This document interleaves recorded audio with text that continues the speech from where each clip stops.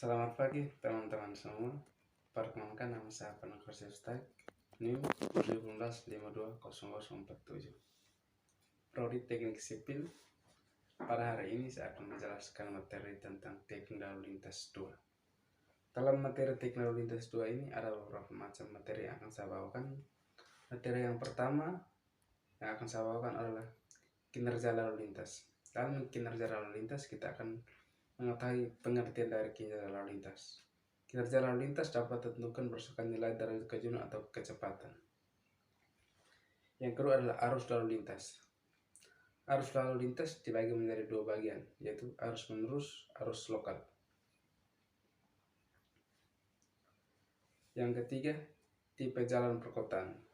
Ada 4 macam tipe jalan perkotaan. Yang pertama, jalan 2 lajur, jalan 4 lajur, jalan 6 lajur, dan jalan 1 arah.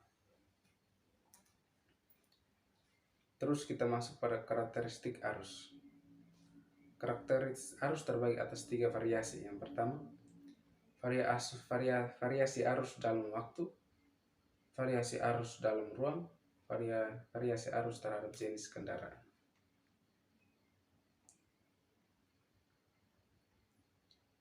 Kita masuk pada materi yang kedua, yaitu rekayasa lalu lintas. Pengertian sendiri dari rekayasa lalu lintas adalah metode perancangan ruang lalu lintas, jalan yang aman dan nyaman bagi pengguna jalan, dan efisiensi dari sudut pandang pembiayaan atau penggunaan lahan. Landasan dasarnya yang pertama itu menentukan opsi yang dilayani, yang kedua menentukan keuntungan yang akan didapat dan di konsekuensinya, yang ketiga menentukan perjanjian untuk melihat alternatif, yang keempat menentukan alternatif mana yang harus dipertimbangkan.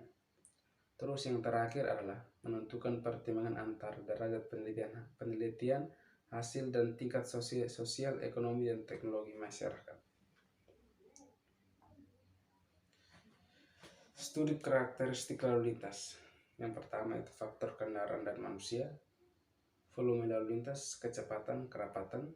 Yang ketiga, arus lalu lintas, kapasitas jalan dan kerapatan. Yang keempat, pola perjalanan.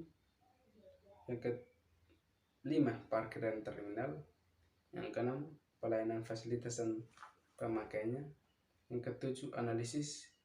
Yang kedelapan, kecelakaan lalu lintas. Kita akan masuk pada masalah lalu lintas. Masalah lalu lintas yang sering dihadapi yang itu ada 3, yaitu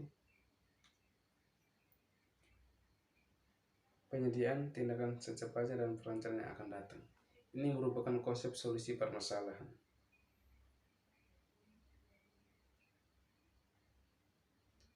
Kita masuk pada pembahasan arus lalu lintas tadi sudah, terus kinerja lalu lintas sudah.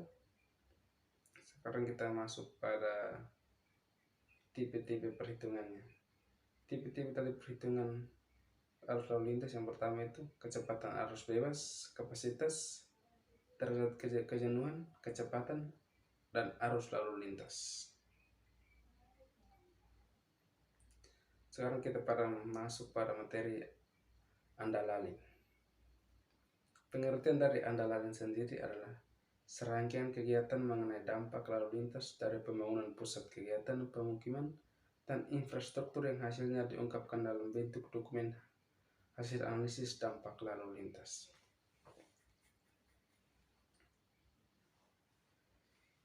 Sekarang kita masuk pada simulasi kerja lalu lintas yang dilakukan terhadap analisis dampak lalu lintas meliputi 4 bagian, yaitu sebelum pembangunan, pada saat pembangunan, setelah pembangunan, dan yang terakhir adalah dalam jangka waktu paling sedikit 5 tahun. Sekarang kita masuk pada materi yang ketiga, pemodelan lalu lintas. Pemodelan lalu lintas terdiri atas 2 model, yaitu model Gresling dan model Greenrad.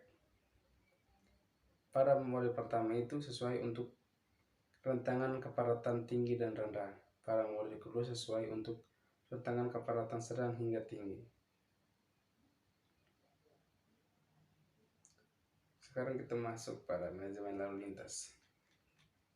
Pengertian dari manajemen lalu lintas adalah suatu proses pembangunan atau pengaturan pasokan atas supli dan kebutuhan atau demand sistem jalan raya yang ada untuk memenuhi suatu tujuan tertentu tanpa penambahan prasarana baru.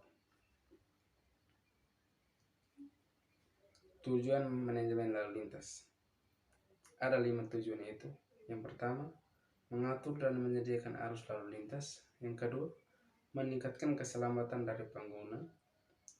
Yang ketiga, meminimumkan gangguan terhadap arus lalu lintas. Yang keempat, mengurangi tingkat kemacetan lalu lintas. Dan yang kelima, terjaganya kondisi lingkungan dari dampak lalu lintas dengan melakukan andalali.